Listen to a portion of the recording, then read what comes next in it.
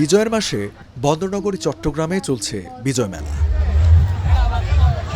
নগরীর কাজীর Deori circuit house সংলগ্ন মাঠে 11 ডিসেম্বর বুধবার ঘোষণাপত্র পাঠের মাধ্যমে এই মেলার উদ্বোধন করেন বিভাগীয় কমিশনার মোহাম্মদ জিয়াউদ্দিন।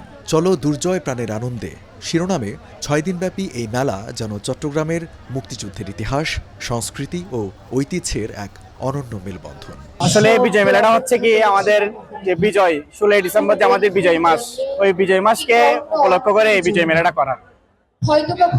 এখানে অনেক ধরনের স্টল রয়েছে, বিজয় মাস উপলক্ষে অনেক ধরনের স্টল রয়েছে, বইয়ের স্টল রয়েছে, বিভিন্ন জিনিসপত্রের স্টল রয়েছে। 24-এর ছাত্র জনতার গণ অভ্যুত্থানের মূল্যবোধকে সামনে রেখে মেলায় থাকছে বিভিন্ন সাংস্কৃতিক পরিবেশনা ও স্থানীয় শিল্পীদের সঙ্গীতানুষ্ঠান। মেলায় হরেক রকমের পণ্যের পসরা নিয়ে বসেছেন দোকানিরা। 16 ডিসেম্বরের বিজয় মেলায় উপলক্ষে আমরা বেচাকেনা করতেছি খুব উন্নতভাবে, আমরা খুব নিরাপত্তাভাবে বেচাকেনা করতেছি, খুব উৎসব আবাসনা করতেছি, আমাদের কাছে খুব ভালো লাগতেছে। অন্যান্য দিনের তুলনায় সাপ্তাহিক ছুটির দিন শুক্রবারে মেলায় ছিল উপচে পড়া ভিড়। বিকেল হতে না হতেই পরিবার পরিজন নিয়ে মেলায় ছুটে আসেন নানা শ্রেণী পেশার মানুষ। ভিড়ের কারণে আশেপাশের সড়কগুলোতে সৃষ্টি হয় তীব্র যানজট।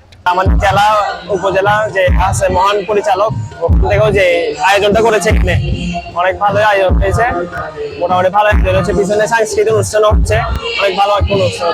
এখানে সুন্দর সুন্দর দোকানপাট আছে, সবাই এখানে ঘুরতেছে, যদিও বা ঢুকতে একটু ভিড়, সমস্যা নাই, আপনারা আসবেন, এসে থেকে যাবেন। কাজীর দড়িতে এখানে রিসেন্টলি অপোজিটে যেখানে আগে একটা পার্ক ছিল, পার্কের ওখানে একটা বিজয় মেলা অনুষ্ঠান করে জেলা পরিষদের উদ্যোগে। আপনারা যারা এখানে আসছেন না এসে দেখবেন, ঘুরতে পারবেন, এখানে অনেক মানুষ আছে, অনেক সাংস্কৃতিক অনুষ্ঠান চলছে।